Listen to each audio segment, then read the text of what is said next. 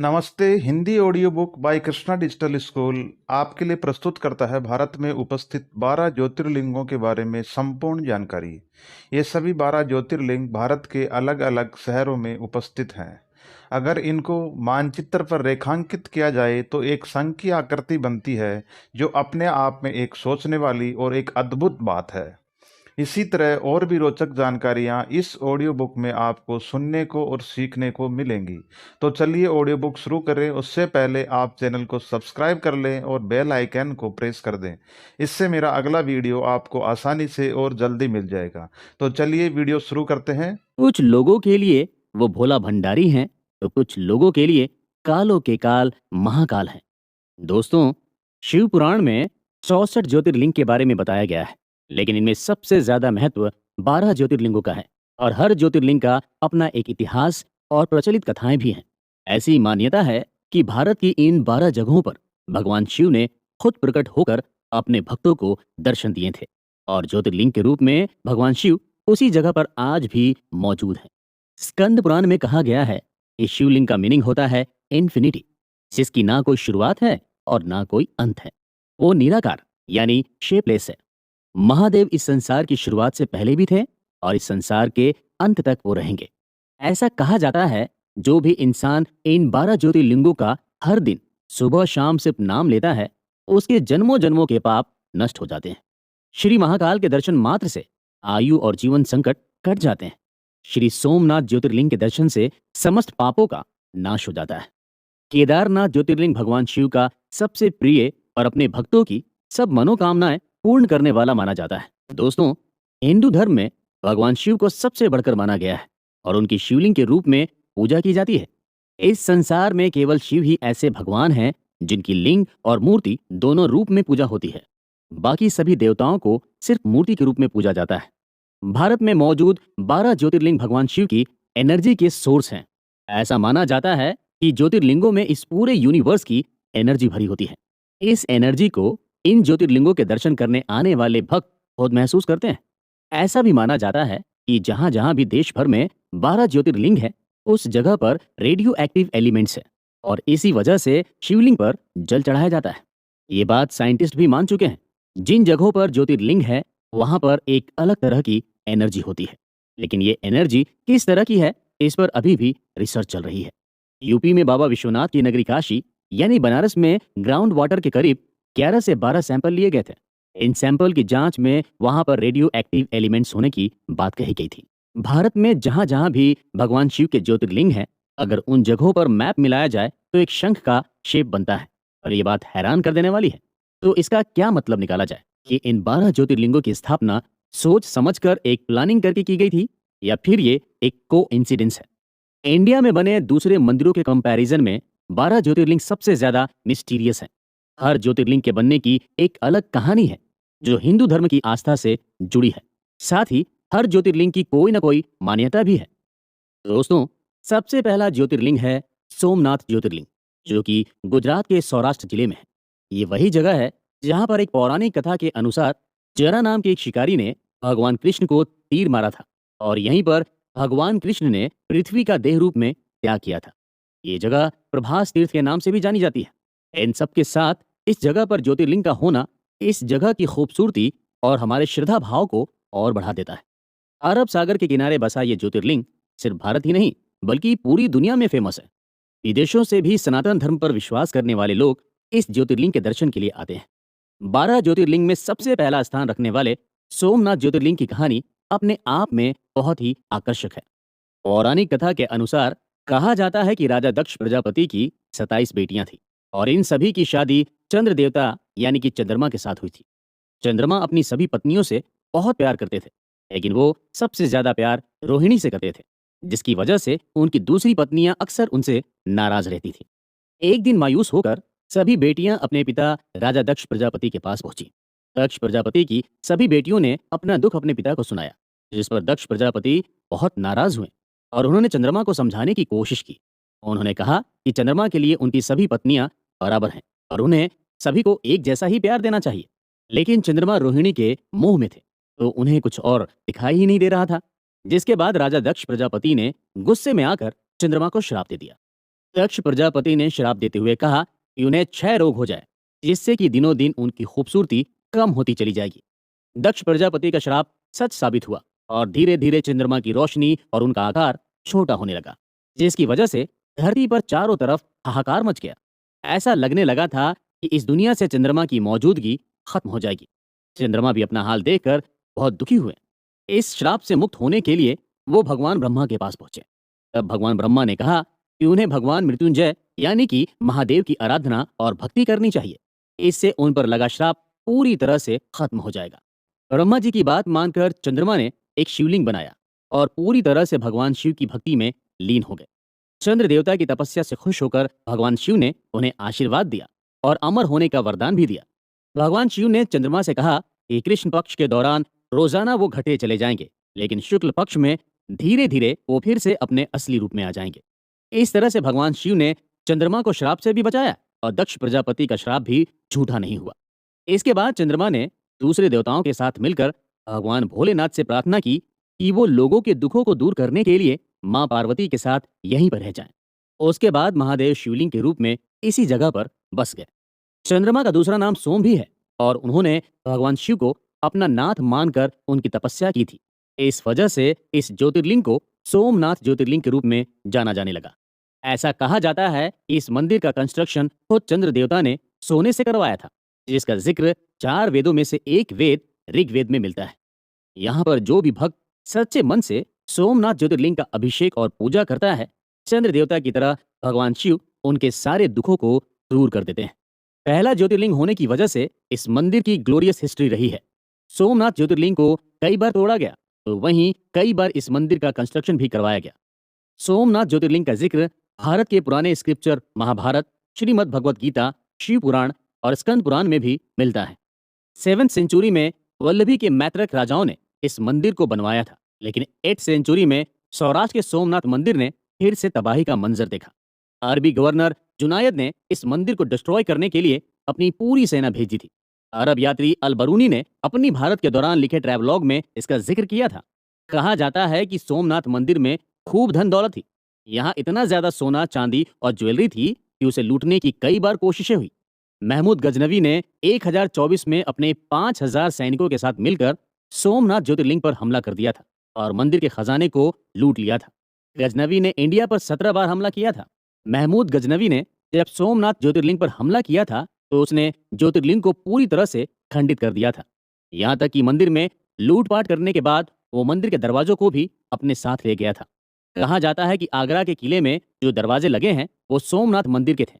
महमूद गजनवी ने जिस टाइम मंदिर पर हमला किया था उस टाइम मंदिर में हजारों लोग दर्शन कर रहे थे। महमूद गजनवी ने सभी भक्तों को मरवा दिया था। इस मंदिर के पूरी तरह से डिस्ट्रॉय हो जाने के बाद गुजरात के राजा भीम और मालवा के राजा भोज ने मिलकर इस मंदिर को फिर से बनवाया था, लेकिन मुगल्स को यह भी रास नहीं आया और 1297 में एक बार फिर सोमनाथ मंदिर पर अटैक हुआ। उस वक्त दिल्ली सल्तनत पर अलाउद्दीन खिलजी का राज था और उसने गुजरात को अपने कब्जे में कर लिया था, जिसके बाद 5वीं बार सोमनाथ मंदिर को गिरा दिया गया। मुगल एम्परर औरंगजेब ने भी 1706 में सोमनाथ मंदिर पर हमला किया था, लेकिन इस मंदिर पर इतने सारे हमले होने के बाद भी सौराष्ट्र से सोमनाथ मंदिर के अस्तित्व को कोई नहीं हटा पाया। आजादी के बाद 1 मई 1950 को सौराष्ट्र के राजा दिग्विजय सिंह ने इस मंदिर की नींव रखी थी। 11 मई 1951 को इंडिया के first president doctor Rajendra Prasad ने इस मंदिर में शिवलिंग की स्थापना की थी। 1962 में भी यह खूबसूरत मंदिर पूरी तरह से बनकर तैयार हुआ। इस मंदिर को बनवाने का पूरा क्रेडिट लौह पुरुष सरदार वल्लभ भाई पटेल को जाता है। सोमनाथ मंदिर का परिसर बहुत बड़ा है, जिसमें और भी कई देवी देवताओं के मंदिर हैं। ये मंदिर गर्भगृह, सभा मंडप और नृत्य मंडप में डिवाइड किया गया है। मंदिर के परिसर में रोजाना शाम को 1 घंटे तक लाइट एंड साउंड शो भी चलता है, जिसमें सोमनाथ मंदिर की हिस्ट्री को बहुत ही खूबसूरती के साथ दिखाया जाता है। सोमनाथ में हिरन, कपिला और सरस्वती नदियों का महासंगम भी है, जिसे त्रिवेणी संगम कहा जाता है। यहाँ पर सोमनाथ मंदिर में दर्शन करने से पहले भक्त आस्था की डुबकी लगाते हैं। यहीं से डुबकी लगाने के बाद भक्त भोले भंडारी सोमनाथ बाबा के दर्शन करते हैं। दूसरे नंबर पर है मल्लिकार्जुन ज्योतिर्लिंग। मल्लिकार्जुन ज्योतिर्लिंग आंध्र प्रदेश में कृष्णा नदी के किनारे पर स्थित है।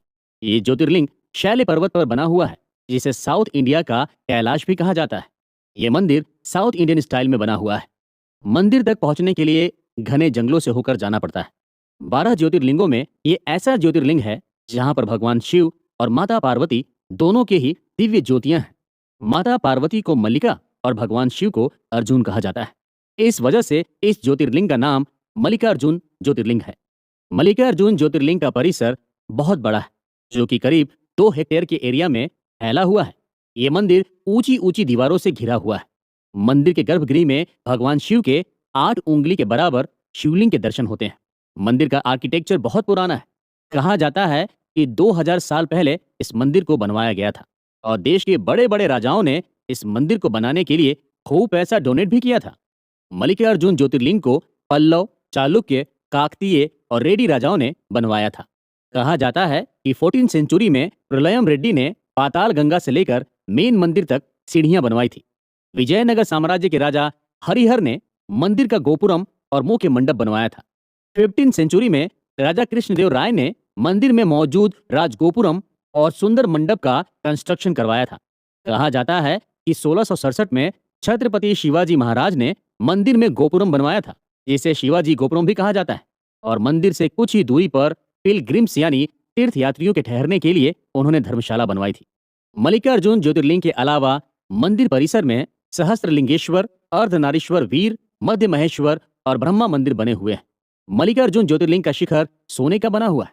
इस मंदिर का गर्भगृह बहुत छोटा है, जिस वजह से एक साथ ज्यादा लोगों को अंदर नहीं भेजा जाता है।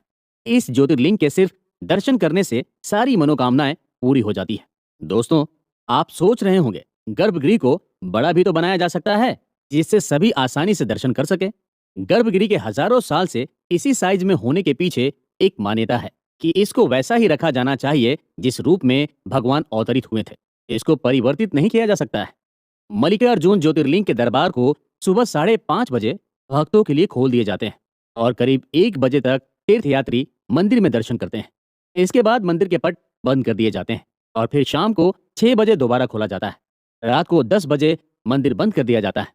मल्लिकार्जुन ज्योतिर्लिंग से कुछ ही दूरी पर मां सती का मंदिर भी है, जिसे जगदम्बा मंदिर के नाम से जाना जाता है। ये मंदिर मां सती के 51 शक्तिपीठों में से एक है। श्री शैलम पर्वत पर मां सती की गर्दन गिरी थी। यहाँ मां सती को ब्रह्मरांबा के रूप में पूजा जाता है। कहा जाता है कि माता सती के पिता राजा दक्ष प्रजापति ने यज्ञ का आयोजन किया, जिसमें उन्होंने सभी देवी देवताओं को बुलाया था, लेकिन इसमें उन्होंने अपनी बेटी सती और दामाद शिव जी को नहीं बुलाया।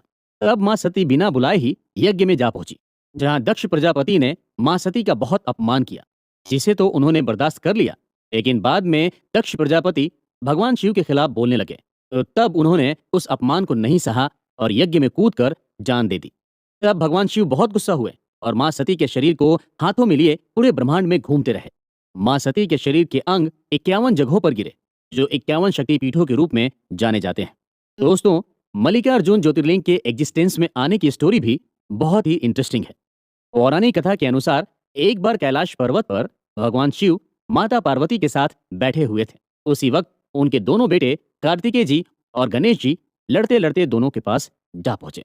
गणेश और कार्तिक में लड़ाई इस बात की थी कि दोनों में कौन बड़ा है, क्योंकि जो बड़ा है उसकी शादी पहले होगी। कार्तिकेय का कहना था कि वो बड़े हैं, तो वहीं दूसरी तरफ गणेश भगवान अपनी जिद पर अड़े थे। तब महादेव ने अपने दोनों बेटों से कहा कि जो भी इस संसार की परिक्रमा करके सबसे पहले वापस लौटेगा वही बड़ा होगा। ये बात सुनकर कार्तिकेय तुरंत अपनी सवारी मोर पर जा बैठे और संसार का चक्कर लगाने के लिए निकल पड़े। दूसरी तरफ भगवान गणेश थे। गणेश जी का वाहन चूहे को माना जाता है।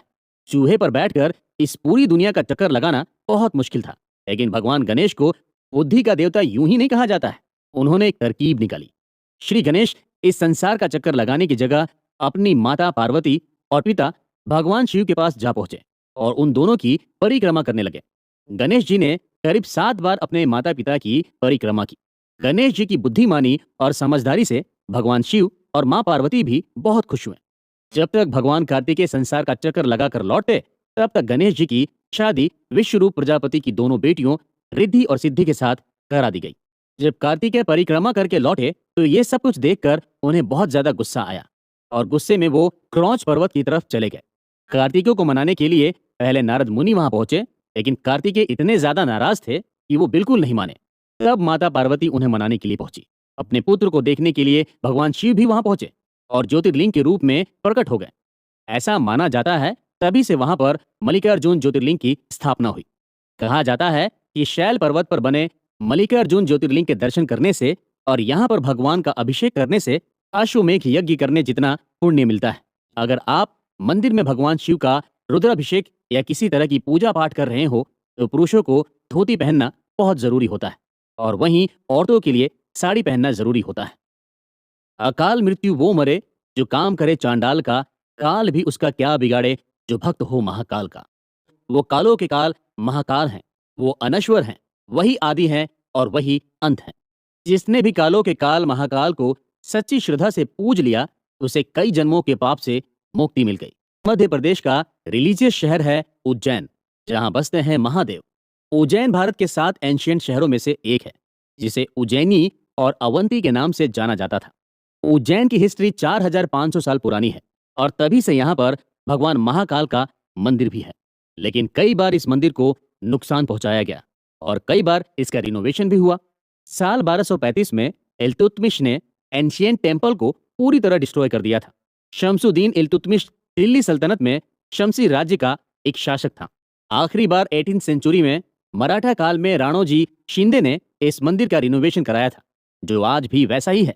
शिप्रा नदी के किनारे पर स्थित महाकालेश्वर मंदिर भगवान शिव के 12 ज्योतिर्लिंगों में से एक है। शिव पुराण के अनुसार उज्जैन में 4 वेदों का नॉलेज रखने वाले बहुत ही विद्वान पंडित रहते थे। उनका नाम वेद प्रिय था। वो भगवान शिव के परम भक्त थे। वेद प्रिय रोजाना भगवान शिव का पार्थिव शिवलिंग बनाते थे और उनका अभिषेक करते थे। मिट्टी से बनाए गए शिवलिंग को पार्थिव शिवलिंग कहा जाता है, जिसकी पूजा के बाद नदी में या किसी भी जलाशय में विसर्जित कर दिया जाता है। भगवान शिव के आशीर्वाद से ब्राह्मण वेद प्रिय के 4 बेटे हुए, जिनके नाम देव प्रिय, प्रिय मेधा, संस्कृत और सुब्रीत थे। प्राचीन काल में असुर राक्षस ब्राह्मणों और साधु संतों को बहुत परेशान किया करते थे, जिनका जिक्र रामायण और महाभारत में भी मिलता है। उज्जैनी में भी एक राक्षस रहता था जिसका नाम था दूषण। दूषण को भगवान ब्रह्मा ने वरदान दिया था कि हर युद्ध और लड़ाई में उसकी जीत होगी और उसे कोई हरा नहीं सकेगा। राक्षस दूषण को इस बात का घमंड था और उसने पूरी पृथ्वी में आतंक मचा रखा था। उसने एक दिन अपनी सेना लेकर उज्जैनी पर भी हमला कर दिया और ब्राह्मणों और साधु संतों पर अत्याचार करने लगा। तब विद्वान वेदप्रिय के 4 बेटों ने लोगों को भरोसा दिलाया कि अगर वो सच्चे मन से भगवान शिव को पुकारेंगे तो भोलेनाथ जरूर उनकी मदद के लिए आएंगे। उसके बाद 4 भाई पार्थिव शिवलिंग बनाकर भगवान शिव की तपस्या करने लगे। उनकी तपस्या को बर्बाद करने के लिए राक्षस दूषण वहां भी पहुंच गया, लेकिन वो चारों तो भोलेनाथ की भक्ति में मगन थे। दूषण ने चारों को मारने के लिए अपने हथियार उठाए। अभी धरती चीर कर भगवान भोलेनाथ सभी के सामने आए और उन्होंने राक्षस दूषण को भस्म कर दिया। उसके बाद भगवान शिव ने ब्राह्मण के 4 बेटों को वरदान मांगने के लिए कहा। तब उन्होंने कहा कि आप लोगों की रक्षा के लिए यहीं पर ठहर जाइए और बाबा महाकाल वहीं पर शिवलिंग के रूप में स्थापित हो गए, जिसके बाद से ही यहाँ पर भगवान शिव महाकालेश्वर के रूप में स्थापित हुए। 12 ज्योतिर्लिंगों में महाकालेश्वर ही एकलौता ऐसा ज्योतिर्लिंग है जो दक्षिण मुखी है। तांत्रिक परंपरा में दक्षिण मुखी शिवलिंग की पूजा का महत्व बहुत है। इस वजह से 12 ज्योतिर्लिंगों में सिर्फ यहीं पर तांत्रिक पूजा होती है। यहाँ पर भगवान शिव का रोजाना भस्म से श्रृंगार किया जाता है और ये भस्म कोई हवन या यज्ञ की भस्म नहीं होती, बल्कि चिता की भस्म होती है और वही भस्म रोजाना सुबह 4 बजे भगवान महाकाल को चढ़ाई जाती है। इसके बाद शिवलिंग का श्रृंगार किया जाता है। श्रृंगार के बाद आरती होती है, जिसे भस्मारती कहा जाता है। उज्जैन में बाबा महाकाल की भस्म आरती में शामिल होने के लिए कुछ नियम होते हैं जो यहाँ आने वाले हर भक्त को मानने पड़ते हैं। भस्म आरती में शामिल होने के लिए पुरुष सिर्फ धोती पहनते हैं और औरतों के लिए साड़ी पहनना जरूरी होता है। जब बाबा महाकाल पर भस्म चढ़ाई जा रही होती है उस वक्त सभी औरतों को सिर ढकने के लिए कहा जाता है। इसका मतलब ये है कि भगवान शिव को भस्म चढ़ाते हुए औरत नहीं देख सकती है। जब भस्म चढ़ जाती है और भगवान का श्रृंगार हो जाता है तब औरतें सिर से पल्लू हटाती हैं और भस्मारती में शामिल होती हैं। भगवान भोलेनाथ को भांग बहुत पसंद होती है, इसलिए रोजाना शाम को उनका भांग से श्रृंगार किया जाता है। ऐसा कहा जाता है जो भी भक्त यहाँ पर सच्ची श्रद्धा से आता है, भगवान शिव को जल चढ़ाता है, भोलेनाथ उनकी सारी मनोकामनाएं पूरी करते हैं। महाकालेश्वर मंदिर का प्रीमाइसेस बहुत बड़ा है। यहाँ पर मेन मंदिर के अलावा और भी कई देवी देवताओं के मंदिर हैं। महाकालेश्वर मंदिर 3 फ्लोर में बना है जिसमें सबसे नीचे भगवान महाकालेश्वर खुद बैठे हैं। पहले फ्लोर पर भगवान ओमकारेश्वर मंदिर है और दूसरे फ्लोर पर नागचंद्रेश्वर मंदिर है। नागचंद्रेश्वर मंदिर की खासियत यह है कि ये मंदिर साल में सिर्फ एक ही बार खुलता है। इसे सिर्फ नाग पंचमी के मौके पर खोला जाता है। हर 12 साल में एक बार उज्जैन में कुंभ का फेमस मेला भी लगता है, जिसमें देश और विदेश से लाखों संत और साधु पहुंचते हैं, जो 1 महीने तक चलने वाले कुंभ मेले के दौरान उज्जैन में ही रहते हैं। इस दौरान लाखों भक्त कुंभ मेले में पहुंचते हैं और शिप्रा नदी में आस्था की डुबकी लगाते हैं। महाशिवरात्रि का दिन भगवान शिव के भक्तों के लिए बहुत खास होता है, क्योंकि इसी दिन भगवान शिव की मां पार्वती के साथ शादी हुई थी। उज्जैन में महाशिवरात्रि की धूम 9 दिन पहले शुरू हो जाती है, जिसे शिव नवरात्र कहा जाता है। 9 दिनों तक भगवान शिव का अलग अलग तरह से श्रृंगार किया जाता है। शिवरात्रि के दिन बाबा महाकाल की बारात निकाली जाती है। कहा जाता है कि शिवरात्रि के दिन पूरे उज्जैन में किसी के घर चूल्हा नहीं जलता है, क्योंकि इस दिन सभी का खाना मंदिर में ही बनता है। मध्य प्रदेश में भगवान शिव के एक नहीं बल्कि दो ज्योतिर्लिंग है। ओम यानी ओंकार, इस शब्द में पूरा यूनिवर्स छिपा है। इसी ओम में ब्रह्मा, विष्णु और महेश तीनों देवता समाये हैं। शास्त्रों और पुराणों में हर मंत्र की शुरुआत ओम से ही होती है। हिंदू धर्म में ओम को बहुत ही पवित्र माना गया है। कहा जाता है कि ओम शब्द पहली बार भगवान शिव के मुख से ही निकला था, इसलिए भगवान शिव का एक नाम ओंकार भी है। ओमकारेश्वर में भगवान शिव खुद ओंकार के रूप में विराजमान है। जिस पर्वत पर भगवान शिव का मंदिर है, वो पूरा पर्वत ही ओम के शेप में बना हुआ है। इसी वजह से इस ज्योतिर्लिंग का नाम ओमकारेश्वर ज्योतिर्लिंग है। ओम के शेप में बने इस पर्वत पर 100 से ज्यादा छोटे बड़े मंदिर हैं, जहां हिंदू कम्युनिटी से जुड़े सभी देवताओं के मंदिर हैं। ओमकारेश्वर ज्योतिर्लिंग से करोड़ों लोगों की आस्था जुड़ी हुई है। ओमकारेश्वर ज्योतिर्लिंग मध्य प्रदेश के खंडवा जिले में स्थित है। पौराणिक कथा के अनुसार ऐसी मान्यता है कि ओंकार पर्वत पर भगवान श्री राम के पूर्वज राजा मंधाता ने भगवान शिव की कठोर तपस्या की थी। उनकी तपस्या से खुश होकर महादेव ने उन्हें दर्शन दिए और वरदान मांगने के लिए कहा। तब राजा मांधाता ने भगवान शिव से मोक्ष की कामना की और उन्होंने भोलेनाथ से कहा कि वो हमेशा के लिए उसी ओंकार पर्वत पर बस जाएं। राजा मांधाता को आशीर्वाद देते हुए भगवान शिव इसी ओंकार पर्वत पर ओमकारेश्वर ज्योतिर्लिंग के रूप में विराजमान हो गए। ओमकारेश्वर ज्योतिर्लिंग के बारे में कहा जाता है कि ये कोई हाथों से बनाया गया शिवलिंग नहीं है, बल्कि ये खुद अवतरित हुई ज्योतिर्लिंग है, जो कि जमीन से निकली हुई है। इस ज्योतिर्लिंग के चारों तरफ हमेशा पानी भरा रहता है। कहते हैं कि मां नर्मदा भगवान शिव का 24 घंटे अभिषेक करती है। ओमकारेश्वर आने वाला हर शिव भक्त अपने भगवान की पूजा विधि विधान और सच्चे मन से करता है। यहाँ पर भगवान शिव का अभिषेक करने से आपकी मांगी हर मन्नत पूरी हो जाती है। कहते हैं इस तीर्थ की रचना भगवान ने खुद अपने हाथों से की थी। ओमकारेश्वर ज्योतिर्लिंग के साथ ही यहाँ पर ममलेश्वर ज्योतिर्लिंग भी है और इन दोनों ही ज्योतिर्लिंगों को एक ही माना जाता है। ममलेश्वर ज्योतिर्लिंग का भी उतना ही महत्व है जितना ओमकारेश्वर ज्योतिर्लिंग का है। इसलिए ओमकारेश्वर ज्योतिर्लिंग के दर्शन करने के बाद भगवान ममलेश्वर के दर्शन किए बिना ये यात्रा अधूरी मानी जाती है। ओमकारेश्वर ज्योतिर्लिंग जिस पर्वत पर बना है, वो चारों तरफ से पानी से घिरा हुआ है। इसके एक तरफ नर्मदा नदी बहती है तो दूसरी तरफ कावेरी नदी। जहां पर पर्वत खत्म होता है, उस जगह पर दोनों नदियों का मिलन होता है, जिसे कावेरी नर्मदा संगम कहा जाता है। ये संगम भक्ति और भावना का संगम है। कहते हैं सच्चे मन से संगम में डुबकी लगाने पर सारे पाप धुल जाते हैं। जब आप किसी तीर्थ में जाते हैं तो उसका फल आपको सिर्फ एक बार मिलता है, लेकिन ओमकारेश्वर में पहुंचे हर भक्त को यहाँ पर 3 गुना फल मिलता है। ऐसी मान्यता है कि यहाँ पर भगवान ओमकारेश्वर, भगवान ममलेश्वर और मां नर्मदा नदी विराजित है। मां नर्मदा को कलियुग की गंगा भी कहा जाता है। मां नर्मदा अपने भक्तों की हर मन्नत को सुनती है। जिसकी भी मन्नत पूरी हो जाती है, वो नर्मदा नदी में चुनरी चढ़ाता है। भोले भंडारी बड़े ही दयालु हैं। वो अपने यहाँ आए हर भक्त की झोली भरते हैं। ओमकारेश्वर ज्योतिर्लिंग मंदिर के बारे में भी थोड़ा जान लेते हैं। ये मंदिर 5 फ्लोर में बना हुआ है। सबसे नीचे ओमकारेश्वर ज्योतिर्लिंग है, जहाँ गर्भगृह में भगवान शिव का हजारों साल पुराना शिवलिंग स्थापित है। ओमकारेश्वर ज्योतिर्लिंग में जल रही अखंड ज्योति सालों से जल रही है। ये मंदिर हजारों साल पुराना है, जो कि कई पिलर पर टिका हुआ है। पूरे साल ओमकारेश्वर मंदिर में हजारों लाखों लोग दर्शन करने आते हैं। मंदिर की पहली मंजिल पर भगवान महाकालेश्वर का मंदिर है। वहीं उज्जैन के महाकालेश्वर मंदिर में दूसरे फ्लोर पर भगवान ओमकारेश्वर का मंदिर है और ये बात अपने आप में अनोखी है। 3rd फ्लोर पर भगवान शिव सिद्धनाथ के रूप में बैठे हैं, तो वहीं 4th फ्लोर पर गुप्तेश्वर महादेव का मंदिर है। 5वें और आखिरी फ्लोर पर ध्वजेश्वर महादेव के दर्शन होते हैं। इसी के ऊपर भगवान ओमकारेश्वर की ध्वजा भी लहराती है। मंदिर में सुबह, दोपहर और शाम को 3 बार आरती की जाती है। जिस तरह से उज्जैन में भस्म आरती का बहुत ज्यादा महत्व है, उसी तरह से ओमकारेश्वर में शाम को होने वाली शयन आरती का बहुत महत्व है। शाम को ओमकारेश्वर ज्योतिर्लिंग में भगवान शिव का विशेष श्रृंगार किया जाता है। यहाँ पर भगवान शिव पार्वती के खेलने के लिए चौसर बिछाई जाती है। मंदिर में काम करने वाले पंडितों का कहना है कि वो लोग जब सुबह मंदिर का दरवाजा खोलते हैं तो चौसर पूरी तरह से बिखरी मिलती है। ऐसा माना जाता है कि भगवान शिव और मां पार्वती रात में यहाँ पर चौसर खेलने आते हैं, और ऐसा सदियों से होता आ रहा है।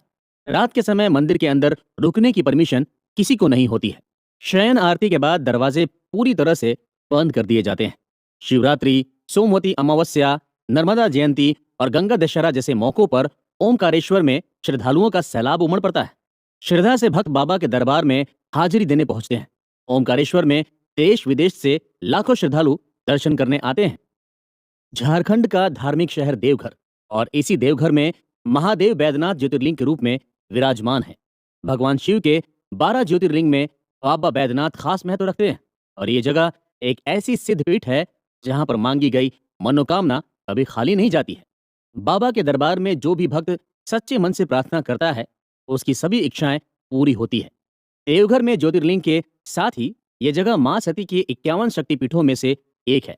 ऐसा कहा जाता है कि इस जगह पर सती का दिल गिरा था। इस वजह से इसे हृदय पीठ भी कहा जाता है। यहाँ पर मां सती को जय दुर्गा के रूप में पूजा जाता है। ये जगह ज्योतिर्लिंग और शक्तिपीठ का अनूठा संगम है। पूरे देश में ये एक ऐसी जगह है जहाँ शिव और शक्ति एक साथ मौजूद हैं। झारखंड के देवघर में बैद्यनाथ ज्योतिर्लिंग की स्थापना कैसे हुई, इसके पीछे बहुत ही इंटरेस्टिंग कहानी है, जिसके बारे में शिव पुराण में जिक्र मिलता है। बैद्यनाथ ज्योतिर्लिंग का इतिहास लंकापति रावण से जुड़ा है। पौराणिक कथा के अनुसार रावण भगवान शिव का परम भक्त था। शिव तांडव स्तोत्र भी रावण की रचना थी। रावण ने हिमालय पर्वत पर जाकर भगवान शिव को खुश करने के लिए घोर तपस्या की, लेकिन भगवान शिव ने उसे दर्शन नहीं दिए। तब रावण ने अपने सिर काट कर शिवलिंग पर चढ़ाना शुरू कर दिया। एक एक करके उसने अपने 9 सिर भगवान शिव को समर्पित कर दिए। लेकिन रावण जैसे ही 10वां सिर काटने वाला था, उससे पहले ही देवाधिदेव महादेव प्रकट हो गए। भगवान शिव ने खुश होकर रावण को उनके 9 सिर वापस लौटा दिए और उसे वरदान मांगने के लिए कहा। रावण ने कहा कि वो कामना लिंग के रूप में उसके साथ लंका चले। वो उन्हें लंका ले जाकर वहां पर शिवलिंग की स्थापना करेगा, ताकि वो हमेशा अजय रहे, यानी कि उसे कभी कोई हरा ना सके। भगवान शिव ने रावण की इच्छा को मान लिया। उन्होंने कहा कि वो रावण के साथ शिवलिंग के रूप में चलने के लिए तैयार हैं, लेकिन रावण को उनकी एक शर्त माननी पड़ेगी। भगवान शिव ने रावण को कहा कि अगर उसने शिवलिंग को कहीं भी जमीन पर रख दिया तो वो शिवलिंग हमेशा के लिए वहीं पर स्थापित हो जाएगा और शिवलिंग को दोबारा उठाया नहीं जा सकेगा। रावण इस बात के लिए तैयार हो गया और कामना लिंग को अपने हाथों में उठाकर लंका के लिए रवाना हो गया।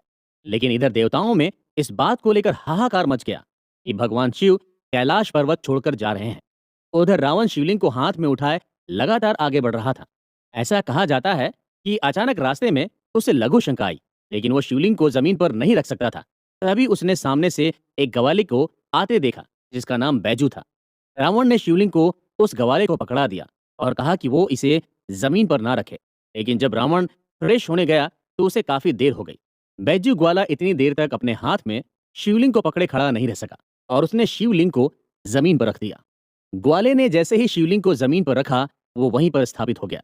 जब रावण वापस लौटा तो उसने उस शिवलिंग को उठाने की बहुत कोशिश की, लेकिन वो शिवलिंग को उठा नहीं पाया। थक हार कर रावण वहां से शिवलिंग को यूं ही छोड़कर चला गया। उसके बाद भगवान विष्णु और ब्रह्मा जी समेत सभी देवी देवताओं ने उस शिवलिंग की पूजा की और उसकी स्थापना की। जिस जगह पर यह शिवलिंग स्थापित हुआ था, वो जगह देवघर थी। बैजू नाम के ग्वाले ने इसे जमीन पर स्थापित किया था, इसीलिए इसे बैद्यनाथ ज्योतिर्लिंग के रूप में पहचान मिली। रावण कामना लिंग के रूप में शिवलिंग को श्रीलंका ले जा रहा था, इसीलिए इसे कामना लिंग के रूप में भी जाना जाता है। त्रेता युग से लेकर आज तक बैद्यनाथ ज्योतिर्लिंग भक्तों के लिए बहुत ही खास है।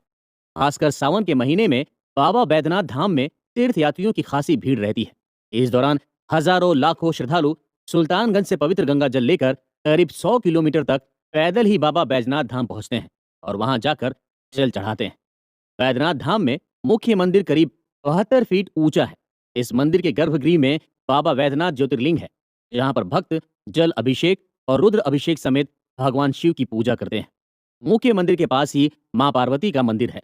मां पार्वती और बैद्यनाथ ज्योतिर्लिंग के शिखर को कलावा से बांध कर रखा गया है, जिसे शिव और शक्ति का गठजोड़ यानी गठबंधन कहा जाता है। ये ट्रेडिशन यहाँ पर सालों से चला आ रहा है। ऐसी मान्यता है कि नया शादीशुदा जोड़ा अगर यहाँ पर कलावा बांधता है तो उनका रिश्ता शिव और शक्ति की तरह मजबूत बना रहता है। वैद्यनाथ का मंदिर परिसर बहुत बड़ा है, जिसमें करीब 22 मंदिर हैं, जहाँ पर कई देवी देवता की पूजा होती है। बाबा बैद्यनाथ धाम के दरवाजे सुबह 4 बजे अपने भक्तों के लिए खुल जाते हैं। 4 बजे से लेकर 5:30 बजे तक मंदिर के पुजारी अभिषेक और पूजा करते हैं। मंदिर के कपाट दोपहर 3 बजे तक खुले रहते हैं। शाम में बाबा बैद्यनाथ का विशेष श्रृंगार होता है और रात को आरती के बाद 9 बजे दरवाजे बंद कर दिए जाते हैं। बाबा बैद्यनाथ धाम में प्रसाद के रूप में पेड़े चढ़ाए जाते हैं। भारत में जितने भी शिव मंदिर और ज्योतिर्लिंग है, वहाँ मंदिर के शिखर पर ध्वजा के साथ साथ त्रिशूल भी लगा होता है। लेकिन बैद्यनाथ ज्योतिर्लिंग ही एकलौती ऐसी जगह है जहाँ पर मंदिर के शिखर पर त्रिशूल नहीं बल्कि पंचशूल लगा हुआ है। ये पंचशूल बैद्यनाथ धाम का सुरक्षा कवच भी है। इस पंचशूल को पंच तत्व धरती, जल, आकाश, हवा और अग्नि का रूप माना जाता है। ऐसा माना जाता है कि इस पंचशूल की वजह से ये मंदिर हजारों सालों से सुरक्षित है। हर साल शिवरात्रि के 2 दिन पहले पंचशूल को शिखर से उतारा जाता है और भक्तों के दर्शन के लिए रखा जाता है। पंचशूल के दर्शन करने के लिए हजारों लोगों की भीड़ उमड़ती है। वहां शिवरात्रि के दिन पूजा के बाद पंचशूल को फिर से शिखर पर लगा दिया जाता है। इसे लगाने और उतारने का अधिकार पीढ़ी दर पीढ़ी एक ही परिवार, स्थानीय परिवार को है। कहते हैं कि जिस किसी भी इंसान की शादी नहीं हो रही हो या फिर उनके बच्चे नहीं हैं, वो बैद्यनाथ धाम में बाबा भोलेनाथ का सच्चे मन से अभिषेक करते हैं, उनकी सारी मनोकामनाएं पूरी होती है। भीमा शंकर ज्योतिर्लिंग महाराष्ट्र डिस्ट्रिक्ट के पुणे से करीब 110 किलोमीटर दूर काशीपुर में है। भगवान शिव का ये मंदिर सह्याद्री पर्वत पर बना हुआ है।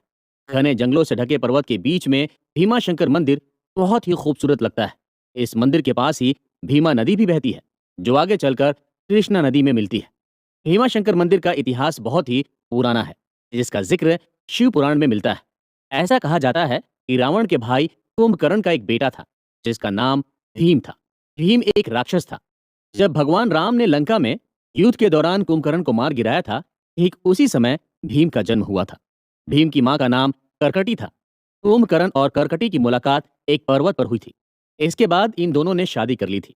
शादी के बाद कुंभकर्ण लंका लौट आया, लेकिन करकटी कुंभकर्ण के साथ लंका नहीं गई। वो उस पर्वत पर ही रही। कुछ दिनों बाद करकटी ने एक बेटे को जन्म दिया, जिसका नाम भीम रखा गया। लेकिन इससे पहले कि भीम अपने पिता कुंभकर्ण से मिल पाता, भगवान राम और रावण के बीच हुए युद्ध में कुंभकर्ण की मृत्यु हो गई। कुंभकर्ण के मारे जाने के बाद करकटी अपने बेटे भीम को लेकर सबसे दूर चली गई और वहीं उसने अपने बेटे का पालन पोषण किया। लेकिन जब भीम बड़ा हुआ तो करकटी ने उसे बताया कि भगवान राम ने कुंभकर्ण को मारा था और राम विष्णु के ही अवतार थे। करकटी ने कहा कि उनके पिता करकट और माता पुष्कशिक को भी भगवान विष्णु के भक्त सुतीक्ष्ण मुनि ने मारा था। ये बात सुनकर भीम को बहुत गुस्सा आया। उसने भगवान विष्णु को हराने की ठानी। भीम ने 1000 सालों तक भगवान ब्रह्मा जी की तपस्या की। जब ब्रह्मा जी खुश हो गए तो भीम ने ब्रह्मा जी से वरदान मांगा कि वो सबसे शक्तिशाली हो जाए और उसका कोई भी सामना न कर सके। ब्रह्मा जी ने भी उसे वो वरदान दे दिया। ब्रह्मा जी से वरदान पाकर भीम बहुत ज्यादा ताकतवर हो गया। फिर उसने सबसे पहले इंद्र और सभी देवताओं को हरा दिया और श्री हरि विष्णु से भी युद्ध जीत लिया। भीम पृथ्वी आकर सबके ऊपर बहुत अत्याचार करने लगा। वो सबसे कहता था, मेरी पूजा करो, मैं ही सबसे शक्तिशाली हूँ, मैंने तुम्हारे विष्णु को भी हरा दिया। वही भीम ने एक शिव भक्त राजा कामरूपेश्वर को पकड़कर बंदी बना लिया। उसने राजा से भगवान शिव की भक्ति छोड़कर अपनी भक्ति करने के लिए कहा, लेकिन राजा इस बात के लिए तैयार नहीं हुए। राजा ने जेल के अंदर ही पार्थिव शिवलिंग बनाकर उनकी पूजा की, लेकिन भीम को ये बिल्कुल भी पसंद नहीं आया और उसने अपनी तलवार निकालकर उस शिवलिंग पर चलाने की कोशिश की। तभी वहां पर भगवान शिव प्रकट हुए और भगवान शिव और राक्षस भीम के बीच में लड़ाई हुई। देवाधिदेव महादेव ने भीम को मार दिया। अब सारे देवता वहां पहुंचे।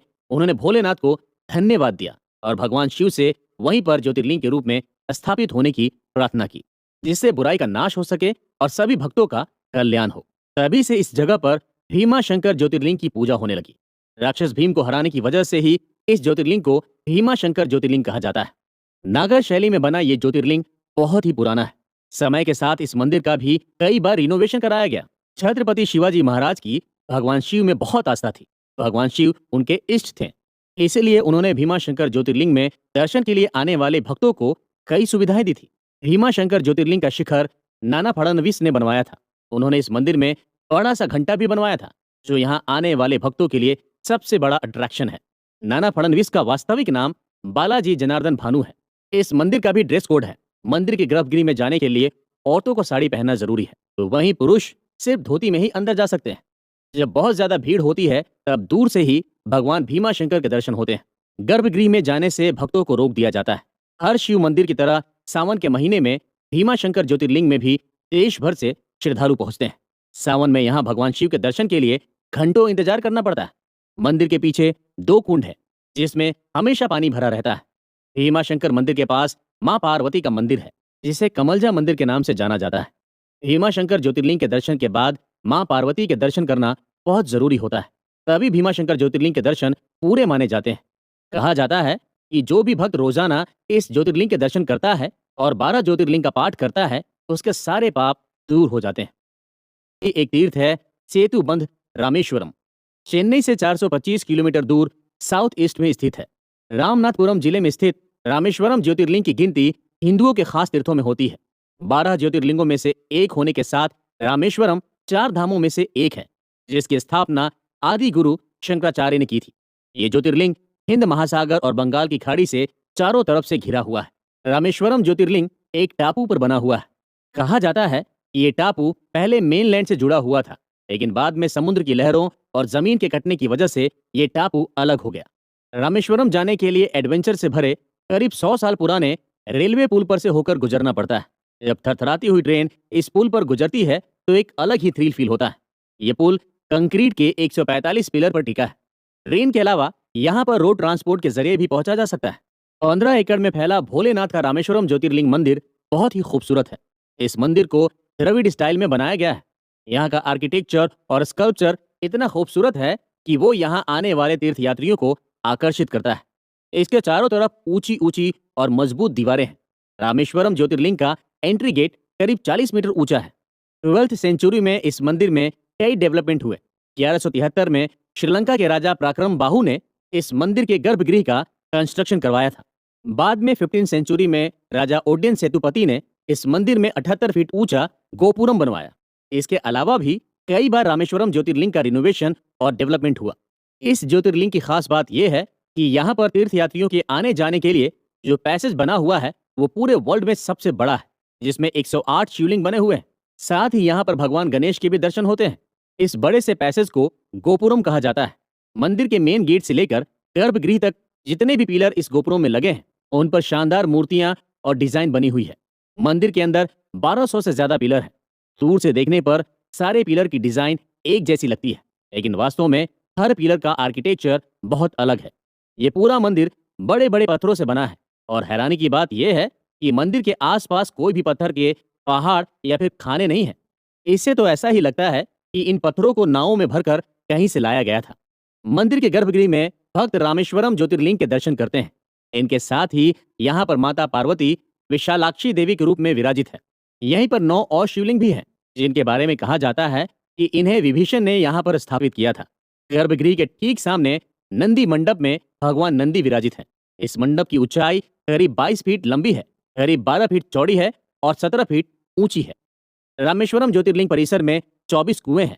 ऐसा कहा जाता है कि इन्हें भगवान राम ने अपने तीर से बनाया था। इसी वजह से इन्हें बहुत ही पवित्र माना जाता है। इन कुओं के पानी से लोग नहाते हैं। ऐसा माना जाता है कि जो भी शख्स इन कुओं के पानी से नहाता है उसे सारे पापों से मुक्ति मिल जाती है। दोस्तों, इस ज्योतिर्लिंग की कहानी रामायण काल से जुड़ी हुई है। पौराणिक कथा के अनुसार जब रावण ने माता सीता का अपहरण कर लिया था और उन्हें लेकर लंका चला गया था, तब भगवान राम सीता माता को ढूंढते हुए समुद्र के किनारे पहुंचे थे। जब भगवान राम रावण की लंका पर चढ़ाई करने वाले थे, उससे पहले उन्होंने भगवान शिव का रेत से शिवलिंग बनाकर अभिषेक किया था और शिव जी से रावण पर जीत हासिल करने के लिए प्रार्थना की थी। भगवान राम अच्छी तरह जानते थे कि रावण भगवान शिव का भक्त है और उसे हरा पाना इतना भी आसान नहीं होगा। हालांकि भगवान राम खुद भगवान विष्णु का अवतार थे, लेकिन उस वक्त वो एक इंसान के अवतार में थे। इसलिए उन्होंने भगवान शिव से जीत का आशीर्वाद मांगा था। भगवान शिव ने माता पार्वती के साथ भगवान राम को जीत का आशीर्वाद दिया था। तब भगवान राम ने शिव जी से वहीं शिवलिंग के रूप में स्थापित होने की इच्छा जताई थी, जिससे इस पृथ्वी पर लोगों का कल्याण हो सके। तब भोलेनाथ शिवलिंग के रूप में उसी जगह पर विराजित हो गए। भगवान राम ने उस जगह पर पूजा की थी और उन्हीं की वजह से शिवजी शिवलिंग के रूप में वहां पर स्थापित हुए थे। इसी वजह से इस जगह को रामेश्वरम ज्योतिर्लिंग के रूप में पहचान मिली। इस ज्योतिर्लिंग का नाम भगवान राम के नाम पर ही रखा गया है। इसलिए रामेश्वरम ज्योतिर्लिंग को रामनाथ स्वामी मंदिर भी कहा जाता है। ये जगह रामायण काल से जुड़ी हुई है, इसलिए यहाँ पर हर तरफ भगवान राम की कहानियां ही सुनने को मिलती है। हर साल लाखों श्रद्धालु रामेश्वर मंदिर दर्शन के लिए जाते हैं। सावन का महीना भगवान शिव को बहुत ज्यादा पसंद है। इस वजह से सावन में हर शिव मंदिर और ज्योतिर्लिंग की तरह यहाँ पर भी बहुत भीड़ होती है। यहाँ के बारे में ऐसी मान्यता है कि भगवान रामेश्वर के दर्शन करने और यहाँ पर अभिषेक करने से दुश्मनों पर भी जीत मिलती है, जिस तरह से भगवान राम को रावण पर जीत मिली थी। नॉर्थ में जिस तरह से काशी विश्वनाथ ज्योतिर्लिंग को बहुत माना जाता है, उसी तरह से साउथ में रामेश्वरम ज्योतिर्लिंग का विशेष महत्व है। यहाँ पर पानी में तैरने वाले पत्थर मिलते हैं। कहा जाता है कि ये वही पत्थर हैं जिनका पुल बनाकर भगवान राम और उनकी सेना ने समुद्र पार किया था। दोस्तों, रामेश्वरम ज्योतिर्लिंग का परिसर बहुत बड़ा है। यहाँ पर करीब 22 मंदिर हैं। इनमें हर मंदिर का खास महत्व है। यहाँ आने वाले श्रद्धालु इन मंदिरों में जाकर दर्शन जरूर करते हैं। यहाँ पर अग्नि तीर्थम भी है, जो रामनाथ स्वामी मंदिर के पास बने पूर्वी समुद्र तट को अग्नि तीर्थम कहा जाता है। कहा जाता है कि यहाँ पर स्नान करने से बड़ी से बड़ी बीमारियां दूर हो जाती है। यहाँ के पानी में ऐसा क्या है, इस मिस्ट्री को आज तक कोई भी सुलझा नहीं पाया है। रामेश्वरम ज्योतिर्लिंग को हमलों से बचाने और इसका ख्याल रखने में यहाँ की रियासतों का सबसे बड़ा योगदान था।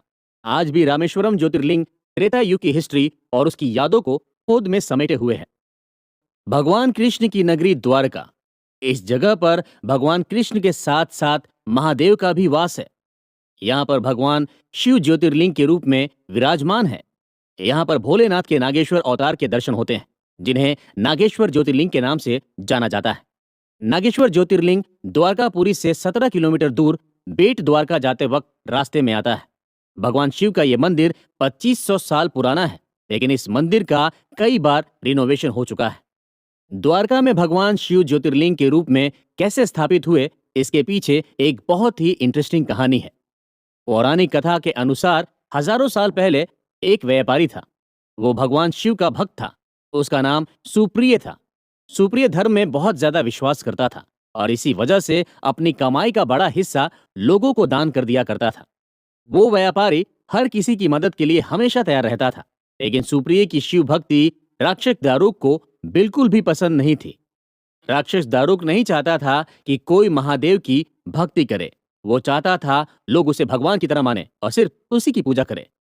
एक बार सुप्रिय अपनी नाव पर सवार होकर व्यापार करने के लिए कहीं जा रहा था। उस नाव पर और भी कई लोग सवार थे। राक्षस ने नाव पर हमला बोलकर सुप्रिय समेत कई लोगों का अपहरण कर लिया और सभी लोगों को जेल में बंद कर दिया। सुप्रिय तो शिव भक्त थे, इसलिए उन्होंने जेल में भी भगवान शिव की आराधना करनी शुरू कर दी। वो लगातार ओम नमः शिवाय मंत्र का जाप करते रहे। सुप्रिय के साथ साथ जेल में बंद और भी कैदी भगवान शिव से प्रार्थना करने लगे और सभी ओम नमः शिवाय का जाप करने लगे। सुप्रिय ने जेल में भी सबको शिव भक्त बना दिया।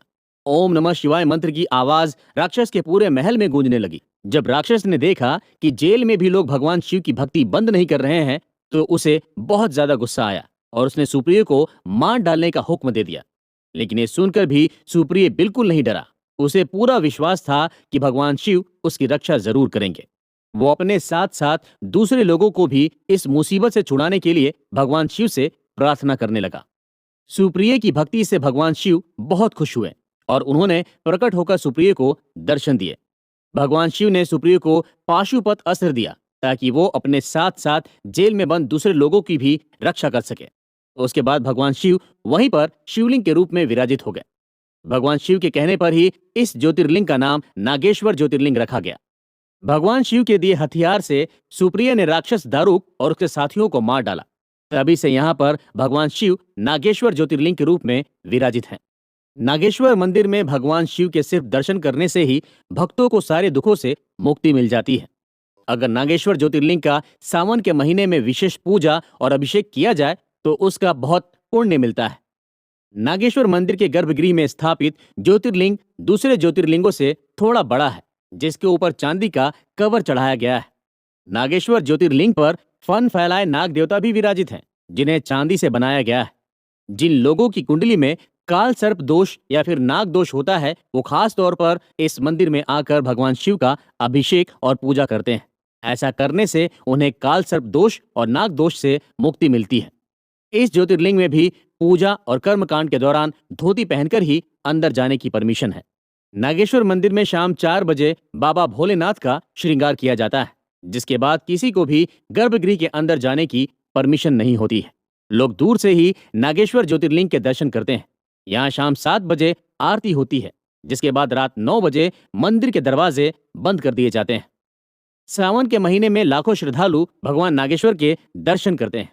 कहा जाता है कि जो भी भक्त सावन महीने में मंदिर के अंदर बैठकर नागेश्वर ज्योतिर्लिंग की कहानी सुनता है, उसे सीधा मोक्ष मिलता है और शिव धाम में जाता है। जन्माष्टमी के दौरान भी नागेश्वर मंदिर में हजारों लाखों श्रद्धालु पहुंचते हैं। इसका कारण ये है कि पास में ही श्री कृष्ण की नगरी द्वारका है और जन्माष्टमी के मौके पर द्वारकाधीश के दर्शन के लिए देश ही नहीं बल्कि विदेश से भी कृष्ण भक्त आते हैं। इसी वजह से द्वारका आने वाले भक्त नागेश्वर ज्योतिर्लिंग दर्शन के लिए जरूर आते हैं। नागेश्वर मंदिर का आर्किटेक्चर बहुत ही खूबसूरत है और इसका परिसर भी बहुत बड़ा है। परिसर में भगवान शिव की ध्यान लगाए बैठे एक बड़ी सी मूर्ति भी है, जिसकी ऊंचाई 80 फीट है। ये मूर्ति मंदिर से करीब 3 किलोमीटर की दूरी से ही नजर आने लगती है। गुजरात में ही भगवान शिव का पहला सोमनाथ ज्योतिर्लिंग भी है, जहां से नागेश्वर ज्योतिर्लिंग की दूरी करीब 270 किलोमीटर है। गुजरात में भक्तों को द्वारकाधीश, नागेश्वर ज्योतिर्लिंग और सोमनाथ ज्योतिर्लिंग तीनों तीर्थ क्षेत्र के दर्शन होते हैं। बनारस शहर अपने आप में हजारों साल पुरानी विरासत को समेटे हुए है। ये शहर वर्ल्ड के एंशिएंट शहरों में से एक है और इसी बनारस शहर के कोने कोने में बसते हैं महादेव। बनारस के लोगों पर भी शिव का ही रंग चढ़ा हुआ है और पूरी काशी ही शिवमय है। यहाँ भगवान शिव के 1500 से ज्यादा मंदिर हैं। इसी काशी में गंगा नदी के किनारे पर भगवान शिव काशी विश्वनाथ ज्योतिर्लिंग के रूप में विराजित हैं, जो हिंदुओं के 12 ज्योतिर्लिंगों में एक है। उत्तर भारत में काशी विश्वनाथ की इंपॉर्टेंस बहुत ज्यादा है। काशी विश्वनाथ ज्योतिर्लिंग पिछले कई हजार सालों से है। ये एक ऐसा धाम है जिसे खुद भगवान शिव और माता पार्वती ने अपने लिए चुना था और काशी की रचना की थी। पौराणिक कथा के अनुसार जब महादेव और माता पार्वती काशी में आकर बसे थे, तो उनके साथ कई देवी देवता यहाँ पर आ गए, जिसके बाद काशी देवताओं का नगर बन गया। इसीलिए काशी की जमीन पर रखा गया हर कदम तीर्थ है। यहाँ पर भगवान शिव के साथ साथ माता पार्वती के भी दर्शन होते हैं और मोक्षदायिनी माँ गंगा के भी। शास्त्रों और पुराणों में गंगा नदी को बहुत ही पवित्र माना गया है। माँ गंगा इंसानों को मोक्ष देती है। इसीलिए कहा भी जाता है कि जिसे अपने जीवन में मोक्ष चाहिए, उसे गंगा नदी में स्नान जरूर करना चाहिए। काशी विश्वनाथ हजारों सालों से साधु संतों का शहर रहा है। इस शहर को आदि गुरु शंकराचार्य, स्वामी रामकृष्ण परमहंस, संत एकनाथ, स्वामी विवेकानंद, महर्षि दयानंद सरस्वती और गोस्वामी तुलसीदास ने अपना बनाया। भगवान शिव की नगरी काशी साधु संतों के लिए मोक्ष की धरती है। काशी विश्वनाथ मंदिर की हिस्ट्री हजारों साल पुरानी है। 9th सेंचुरी में आदि गुरु शंकराचार्य ने काशी में संस्कृत स्कूल और गुरुकुल खोले थे और काशी को सनातन धर्म का केंद्र बना दिया था। लेकिन 11th सेंचुरी में मुगल्स के आने के बाद उन्होंने भारत के कल्चर और ट्रेडिशन पर हमला बोला। सोमनाथ ज्योतिर्लिंग के बाद काशी विश्वनाथ ही वो ज्योतिर्लिंग है जिन पर कई बार हमले हुए। हर बार इस मंदिर को तोड़ा गया, लेकिन हिंदू धर्म में आस्था रखने वाले राजाओं ने इस मंदिर को फिर से बनवाया। 11th सेंचुरी से लेकर 15th सेंचुरी के बीच इस मंदिर पर कई बार हमले हुए। 1194 में मोहम्मद गौरी ने काशी विश्वनाथ मंदिर को पूरी तरह से डिस्ट्रॉय कर दिया था, जिसके बाद हिंदू राजाओं ने इसका फिर से रिनोवेशन कराया। लेकिन मुगल यहीं नहीं रुके। 1447 में जौनपुर के सुल्तान महमूद शाह ने इस मंदिर को दोबारा तोड़ दिया था। लेकिन 1585 में राजा टोडरमल ने इस मंदिर को फिर से बनवाने में वहां के पुजारियों की मदद की। 1662 में शाहजहां ने इस मंदिर को तोड़ने का फरमान जारी कर दिया था, लेकिन लोगों के विरोध की वजह से इस मंदिर को नहीं तोड़ा जा सका। शाहजहां ने काशी विश्वनाथ के 63 मंदिरों को तोड़कर गिरा दिया था। मुगल के बाद ईस्ट इंडिया कंपनी ने इस मंदिर पर अपना हक जताने की कोशिश की। भारत में आने के बाद ईस्ट इंडिया कंपनी के ऑफिसर्स ने इस पर कब्जा कर लिया, जिसे मालवा के राजा मल्हार राव होलकर ने छुड़ाने की बहुत कोशिश की, लेकिन वो कामयाब नहीं हो सके। उस वक्त वो इस मंदिर को रेनोवेट करा रहे थे, लेकिन काम बीच में ही रुक गया।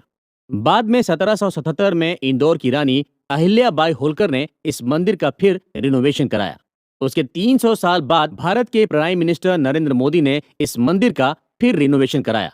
8 मार्च 2019 में इस मंदिर के दरबार का शिलान्यास किया गया था। दिसंबर 2021 में काशी विश्वनाथ मंदिर में विशाल कॉरिडोर बनकर तैयार हुआ था। साथ ही मंदिर में और कई काम करवाए गए। पुरानी शैली में मंदिर को बरकरार रखने के लिए कई कारीगरों ने दिन रात एक कर दिए। आज इस मंदिर की पूरी तरह से कायापलट हो चुकी है और इसके परिसर को बहुत बड़ा कर दिया गया है, ताकि यहाँ आने वाले लाखों शिव भक्तों को किसी तरह की प्रॉब्लम ना हो। सावन के महीने में इस मंदिर की रौनक अलग ही होती है। देश भर से कांवड़ यात्री यहाँ पर भोलेनाथ को जल चढ़ाने के लिए आते हैं। काशी विश्वनाथ मंदिर में सावन में सबसे पहले जल चढ़ाने का अधिकार यदुवंशी चंद्रवंशी गोप सेवा समिति के लोगों को होता है। काशी में ये ट्रेडिशन 90 साल पुराना है। पहली बार इस ट्रेडिशन को 1932 में स्टार्ट किया गया था, जो कि आज तक चल रहा है। कहा जाता है कि 1932 में काशी में भीषण अकाल पड़ गया था। तब यादव वंशियों ने जलाभिषेक करके भगवान शिव को खुश किया था। भगवान शिव का जलाभिषेक होते ही बारिश भी शुरू हो गई थी, जो कि करीब 3 दिनों तक चलती रही थी और अकाल खत्म हो गया था। इसी वजह से यहाँ हर साल यदुवंशी ही सावन में सबसे पहले जल चढ़ाते हैं। मंदिर का गर्भगृह पूरी तरह से नया बन गया है। गर्भगृह और मंदिर की बाहरी दीवारों पर 60 किलो सोना लगाया गया है। शिवलिंग के आसपास की जलाधारी पर सोने की परत चढ़ाई गई है। गर्भगृह की दीवारें सोने से कवर की गई है। गर्भगृह के दरवाजे और चौखटों को सोने से मढ़ दिया गया है, जिसे प्राइम मिनिस्टर नरेंद्र मोदी ने बनवाया है। बनारस में 80 से ज्यादा घाट हैं, लेकिन इनमें सबसे खास है गंगा किनारे बना मणिकर्णिका घाट। इसी मणिकर्णिका घाट से मोक्ष की यात्रा शुरू होती है। यहाँ पर अंतिम संस्कार के लिए लाइन लगी रहती है। कहा जाता है कि मणिकर्णिका घाट को खुद भगवान शिव ने अनंत शांति का वरदान दिया था। ये एक ऐसा शमशान घाट है जहाँ अंतिम संस्कार के बाद इंसान को सीधा मोक्ष मिल जाता है। फिर उसे पुनर्जन्म लेकर दोबारा से दुखों को नहीं भोगना पड़ता है। इसलिए काशी को मोक्षदायिनी भी कहा गया है। धर्मनगरी नासिक, जो एक नहीं बल्कि कई वजह से फेमस है। ये वही जगह है जहां पर भगवान राम ने अपने वनवास का एक बड़ा हिस्सा बिताया था। इसी जगह पर हर 12 साल में एक बार विश्व का सबसे बड़ा कुंभ मेला लगता है, जिसमें देश विदेश के लाखों श्रद्धालु आते हैं। और इसी धर्मनगरी में भगवान शंकर का ज्योतिर्लिंग भी स्थापित है, जिसे त्र्यंबकेश्वर ज्योतिर्लिंग के नाम से जाना जाता है।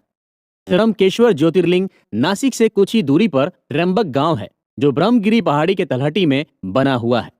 ये मंदिर चारों तरफ से पहाड़ों से घिरा है, जिसकी वजह से इसकी खूबसूरती और भी बढ़ जाती है। ब्रह्मगिरी पर्वत से साउथ की पवित्र नदी गोदावरी निकली है, जो महर्षि गौतम की तपस्या की वजह से धरती पर आई थी।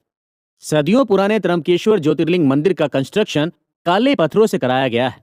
इस मंदिर का आर्किटेक्चर बहुत ही अनोखा है, जिसे सिंधु आर्य शैली में बनाया गया है।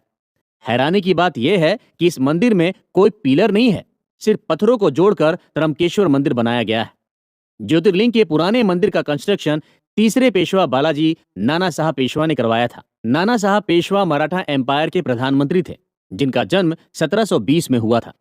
इस मंदिर का कंस्ट्रक्शन 1755 में शुरू हुआ था, जो पेशवा की डेथ के बाद भी चला था। मंदिर को पूरी तरह से बनाने में 31 साल लगे और उस दौरान इसे बनाने में 16 लाख रुपए खर्च आया था। आज के हिसाब से ये कीमत करोड़ों में है। 1979 में इंदौर की रानी अहिल्याबाई होलकर ने मंदिर को दोबारा रेनोवेट करवाया था। 12 ज्योतिर्लिंगों में त्र्यंबकेश्वर ज्योतिर्लिंग में स्थापित शिवलिंग बहुत ही अनोखा है। बाकी सभी 11 ज्योतिर्लिंगों में शिवलिंग जलाधारी के ऊपर नजर आते हैं, लेकिन त्र्यंबकेश्वर में शिवलिंग जमीन के अंदर है और ऊपर केवल जलाधारी ही नजर आती है। त्र्यंबकेश्वर ज्योतिर्लिंग के दर्शन गर्भगृह में जलाधारी के नजदीक जाने पर ही होते हैं, जिसमें हमेशा पानी बना रहता है। और गौर से देखने पर जलाधारी के अंदर आंख की तरह एक एक शिवलिंग नजर आते हैं, जो ब्रह्मा, विष्णु और महेश के अवतार कहे जाते हैं। इन तीनों को त्रिदेव कहा जाता है, लेकिन इन शिवलिंग के दर्शन सिर्फ सुबह के समय में ही हो सकते हैं, क्योंकि पूजा के बाद इस पर चांदी का पंचमुखी मुकुट चढ़ा दिया जाता है, जिसकी वजह से शिवलिंग नजर नहीं आते हैं। तो अगर आप भी असली शिवलिंग के दर्शन करना चाहते हैं तो सुबह आरती के समय ही मंदिर पहुंच जाएं। मंदिर में अंदर जाने के लिए चारों तरफ दरवाजे हैं, जिनमें से ईस्ट गेट को छोड़कर बाकी सभी दरवाजों से श्रद्धालु अंदर जा सकते हैं। बाबा महाकाल और ओमकारेश्वर ज्योतिर्लिंग की तरह ही हर सोमवार त्र्यंबकेश्वर महादेव की शाही सवारी निकाली जाती है। त्र्यंबकेश्वर ज्योतिर्लिंग के पंचमुखी मुकुट को डोली में बैठाकर गांव में ले जाया जाता है। भगवान त्र्यंबकेश्वर को उस गांव का राजा माना जाता है और हर सोमवार को महादेव अपनी प्रजा के बीच में जाते हैं। पौराणिक कथा के अनुसार प्राचीन समय में महर्षि गौतम का एक आश्रम था और इस आश्रम में कई ब्राह्मण रहते थे। आश्रम में रहने वाले ब्राह्मणों की पत्नियां ऋषि गौतम की पत्नी अहिल्या से किसी बात पर बहुत नाराज हो गई थी और उन्होंने अपने पतियों को इसकी शिकायत की और ऋषि गौतम के खिलाफ उनके कान भर दिए। ब्राह्मणों की पत्नियों ने ऋषि गौतम को अपनी पत्नी अहिल्या के साथ आश्रम के बाहर निकालने के लिए कहा। तब वे सभी ब्राह्मण भगवान गणेश के पास पहुंचे और उन्होंने गणेश जी से प्रार्थना की कि वो ऋषि गौतम को किसी भी तरह से आश्रम से बाहर कर दें। उनकी बात सुनकर गणेश जी ने सभी ब्राह्मणों को बहुत समझाने की कोशिश की, लेकिन वे नहीं माने और लगातार यही बात कहते रहे। तब गणेश जी को उनकी बात माननी पड़ी और अपने भक्तों का मन रखने के लिए वो एक बीमार गाय बन गए और ऋषि गौतम के आश्रम में जाकर रहने लगे। उस गाय ने खेतों में घुसकर फसल खाना शुरू कर दिया। तब ऋषि गौतम वहां पहुंचे और एक तिनके के सहारे से गाय को खेतों से बाहर करने की कोशिश की, लेकिन जैसे ही वो तिनका गाय को लगा वो मर गई और ऋषि गौतम पर गौ हत्या का आरोप लग गया। आश्रम के दूसरे ऋषियों ने ऋषि गौतम को आश्रम से निकाल दिया। इस घटना से वो बहुत दुखी थे। ऋषि गौतम अपनी पत्नी अहिल्या के साथ आश्रम से निकल गए और वहां से थोड़ी दूर जाकर रहने लगे, लेकिन वहां भी उन ब्राह्मणों ने उन्हें चैन से नहीं रहने दिया। उनसे वेद पाठ और कर्मकांड के हक छीन लिए गए। गौ हत्या के पाप से बचने के लिए ब्राह्मणों ने उन्हें धरती का 3 बार चक्कर लगाने के लिए कहा। इसके साथ ही व्रत, पूजा पाठ और 1 करोड़ पार्थिव शिवलिंग का अभिषेक गंगा जल से करने के लिए कहा। ऋषि गौतम अपनी पत्नी अहिल्या के साथ धरती की 3 बार परिक्रमा करने निकल पड़े। साथ ही उन्होंने वो सारे कर्मकांड भी किए जो उन्हें बताए गए थे। इसके बाद ऋषि गौतम अपनी पत्नी के साथ भगवान शिव की भक्ति में लीन हो गए। दोनों की भक्ति से खुश होकर भगवान शिव ने उन्हें दर्शन दिए और उन्हें वरदान मांगने के लिए कहा। तब ऋषि गौतम ने भगवान शिव से कहा कि हे भगवान, मुझे गौ हत्या के पाप से मुक्त कर दिया जाए। तब भगवान शिव ने कहा कि तुम पर गौ हत्या का दोष नहीं है, तुम्हारे साथ छल किया गया था। भगवान शिव ने उन ब्राह्मणों को सजा देने की बात कही, लेकिन गौतम ऋषि ने इससे इनकार कर दिया और उन्हें माफ करने के लिए कहा। ऋषि गौतम ने भगवान शिव से उसी जगह पर ज्योतिर्लिंग के रूप में रहने की प्रार्थना की और तभी से यहाँ पर त्र्यंबकेश्वर ज्योतिर्लिंग की स्थापना हुई और तभी से यह मंदिर हजारों लाखों हिंदुओं की आस्था का केंद्र बना हुआ है। देवों के देव महादेव जो इस दुनिया के कण कण में बसे हैं, हिमालय की गोद में बसे उत्तराखंड में हिंदुओं के कई रिलीजियस प्लेसेस हैं। इसी वजह से इसे देवभूमि यानी कि देवों की भूमि भी कहा जाता है। इसी देवभूमि में बने भगवान शिव के ज्योतिर्लिंग को केदारनाथ के नाम से जाना जाता है। केदारनाथ हजारों लाखों शिव भक्तों की आस्था का सेंटर पॉइंट है। इस जगह पर पहुंचना बहुत ही मुश्किल है। यहाँ पहुंचने के लिए ऊबड़ खाबड़ और पथरीले पहाड़ों से होकर गुजरना पड़ता है, लेकिन भगवान भोलेनाथ के भक्त अपने बाबा के दर्शन के लिए हर जोखिम उठा लेते हैं। यहाँ पहुंचने के लिए 16 किलोमीटर का सफर पैदल ही तय करना पड़ता है, जिसमें 5 से 6 घंटे का टाइम लगता है। ऐसा कहा जाता है कि इस मंदिर का कंस्ट्रक्शन 5 पांडवों के पोते महाराजा जन्मेजय ने करवाया था, जिसके बाद 8th सेंचुरी में आदि गुरु शंकराचार्य ने इस मंदिर का रिनोवेशन कराया था। केदारनाथ ज्योतिर्लिंग के बारे में कहा जाता है कि ये स्वयंभू शिवलिंग है। केदारनाथ ज्योतिर्लिंग के एग्जिस्टेंस को लेकर 2 कहानियां कही जाती है। केदार माउंटेन पर 2 ऋषि रहा करते थे, जिनका नाम नर और नारायण था। कहा जाता है कि नर और नारायण भगवान विष्णु के अवतार थे और भगवान भोलेनाथ के परम भक्त थे। दोनों ऋषियों ने केदार पर्वत पर भगवान शिव के दर्शन के लिए तपस्या की। नर और नारायण की तपस्या से भोलेनाथ प्रसन्न हुए और दोनों को दर्शन देते हुए वरदान मांगने के लिए कहा। दोनों ऋषियों ने कहा कि अगर आप हमारी तपस्या से खुश हैं तो हमेशा के लिए यहीं पर रह जाइए। भगवान शिव जैसे ही वहां से गायब हुए, उस जगह पर एक शिवलिंग प्रकट हो गया, जिसे केदारनाथ का नाम दिया गया। दूसरी कहानी महाभारत के 5 पांडवों से जुड़ी है। जब महाभारत की लड़ाई खत्म हुई तो पांचों पांडवों अपने भाइयों की डेथ को लेकर बहुत ज्यादा गिल्ट में थे। उन पर अपने ही भाइयों की हत्या करने का पाप था। सभी पांडव इस पाप से मुक्त होना चाहते थे। उन्हें इस पाप से मुक्ति केवल महादेव ही दिला सकते थे। तब पांचों पांडव उनका आशीर्वाद लेने के लिए निकल पड़े, लेकिन महादेव पांचों पांडव से बहुत ज्यादा गुस्सा थे और वो उन्हें दर्शन देना नहीं चाहते थे। तब भगवान शिव केदार पर्वत पर चले गए, जहां उन्होंने एक भैंसे का रूप धारण कर लिया और दूसरे जानवरों में शामिल हो गए, जैसे कि पांडव उन्हें पहचान ना पाए। पांडव भोलेनाथ को ढूंढते हुए केदार जा पहुंचे, लेकिन वो भोलेनाथ को ढूंढ नहीं पाए। तब भीम ने अपना रूप बहुत ही बड़ा कर लिया और दोनों माउंटेन पर अपने पैर फैला दिए। सारे जानवर डर की वजह से वहां से निकल गए, लेकिन शंकर भगवान वहां से नहीं गए। भीम ने जैसे ही उस भैंस को पकड़ने की कोशिश की, वो जमीन के अंदर धंसने लगा। तब भीम ने उस भैंसे का ऊपरी हिस्सा पकड़ लिया। उसके बाद भगवान शिव ने पांचों पांडवों को दर्शन दिए और कौरवों की हत्या के पाप से सभी को मुक्त किया। साथ ही शिवलिंग के रूप में वहीं पर स्थापित हो गए। उसी समय से यहाँ पर भैंसे की पीठ को शिवलिंग के रूप में पूजा जाता है। दोस्तों, हर साल अक्षय तृतीया पर केदारनाथ ज्योतिर्लिंग के दरवाजे खोले जाते हैं, जो कि 6 महीने बाद देवशयनी एकादशी को बंद होते हैं। सिर्फ इन्हीं 6 महीनों में भोलेनाथ यहाँ पर दर्शन देते हैं। बाकी के 6 महीने हेवी स्नोफॉल की वजह से मंदिर बंद कर दिया जाता है। जब 6 महीनों के दौरान केदारनाथ के पट बंद होते हैं, तब भगवान केदारनाथ की मूर्ति को ऊखीमठ के ओमकारेश्वर मंदिर लाया जाता है और अगले 6 महीनों तक वहीं पर उनकी पूजा होती है।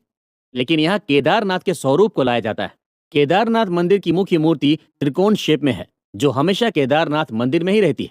हर साल अक्षय तृतीया पर मंदिर के गेट खुलते हैं, लेकिन उनके खुलने से पहले भोलेनाथ को केदारनाथ ले जाने की तैयारी शुरू की जाती है। बड़ी धूमधाम से भगवान शिव के स्वरूप को केदारनाथ मंदिर तक ले जाया जाता है। भगवान शंकर को फूलों से सजी डोली में बैठाया जाता है। सेना का मिलिट्री बैंड रिलीजियस ट्यून्स को बजाता हुआ डोली के आगे आगे चलता है। ऊखी मठ से केदारनाथ तक भक्त डोली के साथ 41 किलोमीटर का सफर पैदल ही तय करते हैं। केदारनाथ में भगवान की डोली के दर्शन के लिए यहाँ भक्तों की भारी भीड़ उमड़ती है। जिस दिन मंदिर के पट खोले जाते हैं, उस दिन पूरे मंदिर को फूल मालाओं से सजाया जाता है और मंदिर में भगवान केदारनाथ का स्वागत किया जाता है। सिर्फ अक्षय तृतीया के दिन ही लाखों भक्त भगवान केदारनाथ के दर्शन करते हैं। केदारनाथ मंदिर पहुंचने से पहले भक्त गौरी कुंड पहुंचते हैं, जो नेचुरल हॉट वाटर से भरा एक कुंड है। केदारनाथ मंदिर पहुंचने से पहले श्रद्धालु गर्म पानी से भरे इस कुंड में स्नान करते हैं। गौरी कुंड में मां पार्वती का एक फेमस मंदिर है, जिसे गौरा माई मंदिर के नाम से जाना जाता है। गौरी कुंड में स्नान करने के बाद पिलग्रिम्स बाबा केदारनाथ की पैदल यात्रा के लिए रवाना होते हैं। यात्रा के दौरान बम बम भोले और हर हर महादेव के जयकारों से केदार घाटी गूंजने लगती है। केदारनाथ सिर्फ ज्योतिर्लिंग ही नहीं, बल्कि ये हिंदुओं के 4 धामों में से भी एक है। केदारनाथ की गिनती उत्तराखंड के पंच केदार में भी होती है। इस वजह से केदारनाथ की इंपोर्टेंस 3 गुना ज्यादा बढ़ जाती है। भगवान केदारनाथ का ये प्राचीन मंदिर 6 फीट ऊंचे पत्थर के प्लेटफॉर्म पर बना हुआ है। कत्यूरी स्टाइल में बना ये मंदिर हिल सिविलाइजेशन को रिप्रेजेंट करता है। उत्तराखंड के ज्यादातर मंदिर कत्यूरी स्टाइल में ही बने हैं। केदारनाथ मंदिर को बड़े बड़े पत्थरों से जोड़कर बनाया गया है। ये मंदिर इतना मजबूत है कि इस बात का अंदाजा इसी बात से लगाया जा सकता है कि 26 जून 2013 को केदारनाथ में आई भीषण बाढ़ भी इस मंदिर का कुछ नहीं बिगाड़ पाई, जबकि मंदिर के आसपास बने हुए घर, होटल और दूसरी बिल्डिंगों का नामो निशान भी नहीं बचा था। मजबूत पत्थरों से बना केदारनाथ मंदिर बहुत छोटा है, लेकिन इसकी हिस्टोरिकल और रिलीजियस वैल्यू बहुत ज्यादा है। मंदिर के एंट्रेंस में मंडप बना हुआ है। अंदर जाने पर गर्भगृह में भगवान केदारनाथ का त्रिकोण शेप में बना शिवलिंग स्थापित है। मंदिर के बाहर की तरफ परिक्रमा मार्ग बना है, जहां पर भक्त भोलेनाथ की परिक्रमा करते हैं। मंदिर परिसर में नंदी की बड़ी सी मूर्ति बनी है। बाबा के दर्शन के लिए यहाँ पर इतने ज्यादा लोग पहुंचते हैं कि उन्हें घंटों लाइन में लगकर इंतजार करना पड़ता है। यहाँ तक कि कड़ाके की ठंड में भी बाबा भोलेनाथ के भक्त दर्शन के लिए लाइन में लगे रहते हैं। केदारनाथ में सुबह 4 बजे आरती होती है, लेकिन भक्तों के लिए सुबह 7 बजे मंदिर के दरवाजे खोले जाते हैं। 7 बजे से 1 बजे तक श्रद्धालु मंदिर में दर्शन करते हैं। दोपहर 1 से 2 बजे तक भगवान को भोग लगाया जाता है। उसके बाद शाम 5 बजे तक मंदिर के दरवाजे बंद रहते हैं। शाम को एक बार फिर बाबा अपने भक्तों को दर्शन देते हैं। शाम 7:30 से 8:30 बजे तक रोजाना महादेव की आरती होती है। 5 मुख वाली भगवान शिव की मूर्ति का श्रृंगार किया जाता है और रात 8:30 बजे केदारेश्वर ज्योतिर्लिंग मंदिर को बंद कर दिया जाता है। मंदिर परिसर में ईशानेश्वर महादेव का भी मंदिर है।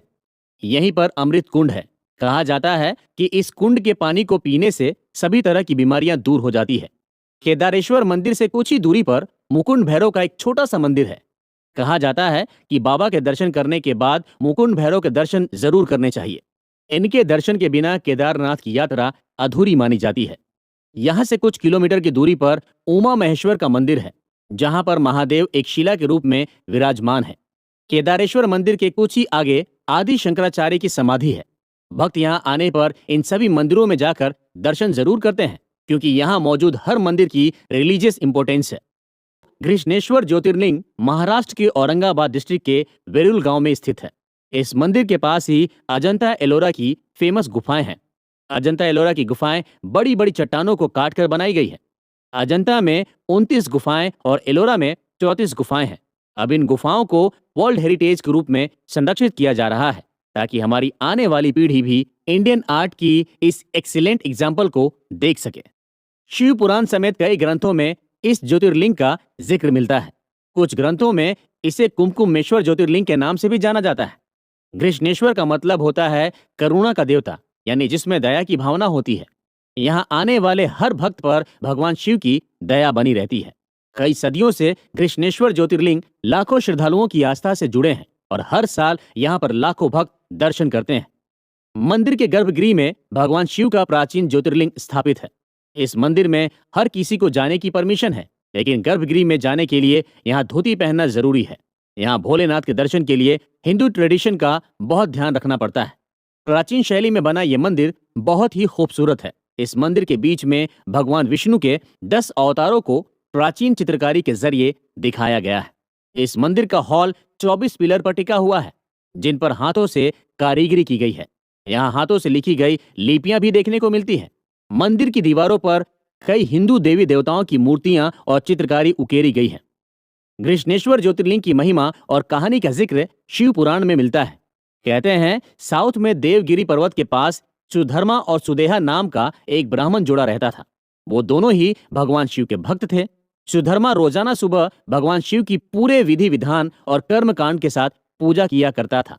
वो दोनों ही बहुत खुश थे और शिव की भक्ति में ही अपना जीवन बिता रहे थे। लेकिन शादी के कई सालों बाद भी जब उन्हें बच्चे नहीं हुए थे, इस बात को लेकर पड़ोसी और परिवार वाले अक्सर सुदेहा को ताने मारते रहते थे। सुदेहा को भी अपने वंश के खत्म होने का डर था, इसलिए अपनी पीढ़ी को आगे बढ़ाने के लिए उसने अपने पति सुधर्मा की दूसरी शादी करने का मन बनाया और अपनी छोटी बहन घुष्मा की शादी अपने ही पति से करवा दी। बेटे को पाने के लिए अपनी बड़ी बहन सुदेहा के कहने पर घुष्मा रोजाना 101 पार्थिव शिवलिंग बनाकर उनकी पूजा करती थी। भगवान शिव के आशीर्वाद से घुष्मा और सुधर्मा को एक बेटा हुआ। धीरे धीरे बेटा बड़ा हुआ और धूमधाम से उसकी शादी कर दी गई। लेकिन उधर सुदेहा को अपनी ही छोटी बहन से जलन होने लगी थी। एक दिन सुदेहा ने नींद में सोते हुए घुष्मा के बेटे की चाकू मारकर हत्या कर दी और उसके टुकड़े टुकड़े करके उसी तालाब में डाल दिया जिस तालाब में घुष्मा पार्थिव शिवलिंग विसर्जित करती थी। दूसरे दिन घुष्मा और सुधर्मा भोलेनाथ की पूजा कर रहे थे। तब उनकी बहू ने कमरे में सब जगह खून देखा, जिसे देखकर वो बहुत घबरा गई और उसने जोर जोर से चिल्लाकर अपने सास ससुर को बताया। लेकिन घुष्मा पूजा में लगी रही। जब वो पार्थिव शिवलिंग को विसर्जन करने के लिए तालाब के पास गई तो वहां उसने अपने बेटे को जिंदा देखा। तब वहां एक ज्योति प्रकट हुई और उसमें से भगवान शिव ने दर्शन दिए। भोलेनाथ सुदेहा को सजा देना चाहते थे, लेकिन घुष्मा ने भोलेनाथ से अपनी बहन को माफ करने की प्रार्थना की। तब भगवान ने प्रसन्न होकर घुष्मा को वरदान मांगने के लिए कहा। तब घुष्मा ने भगवान से कहा कि वो लोगों के कल्याण के लिए हमेशा के लिए यहाँ विराजित हो जाएं। घुष्मा की इच्छा मानते हुए भगवान शिव वहीं पर ज्योतिर्लिंग के रूप में विराजित हो गए, जिसे घृष्णेश्वर ज्योतिर्लिंग का नाम दिया गया और तभी से ये मंदिर हजारों लाखों शिव भक्तों के लिए पवित्र तीर्थ बन गया। यूं तो ये मंदिर हजारों साल पुराना है, लेकिन आज जिस मंदिर का स्वरूप आप देख रहे हैं उसे 300 साल पहले इंदौर की रानी देवी अहिल्याबाई होलकर ने बनवाया था। उससे पहले 16वीं सेंचुरी में वेरूल के मालोजी राजे भोसले, जो छत्रपति शिवाजी महाराज के दादाजी थे, उन्होंने घृष्णेश्वर ज्योतिर्लिंग मंदिर का रिनोवेशन करवाया था। मालोजी राजे भोसले भगवान शिव के परम भक्त थे। उनकी भोलेनाथ में बहुत आस्था थी। कहा जाता है कि उन्हें सांप के बिल में छिपा हुआ खजाना मिला था और इस खजाने का इस्तेमाल उन्होंने खंडर पड़े मंदिरों को बनाने में किया। मालोजी राजे ने शनि शिंगणापुर मंदिर का भी रिनोवेशन करवाया था। घृष्णेश्वर भगवान को मोक्ष का देवता भी कहा जाता है। यहाँ आने वाले हर भक्त को भगवान शिव मोक्ष देते हैं। वीडियो को अंत तक देखने के लिए बहुत बहुत धन्यवाद। अपना बहुमूल्य फीडबैक कमेंट बॉक्स में ज़रूर शेयर करें।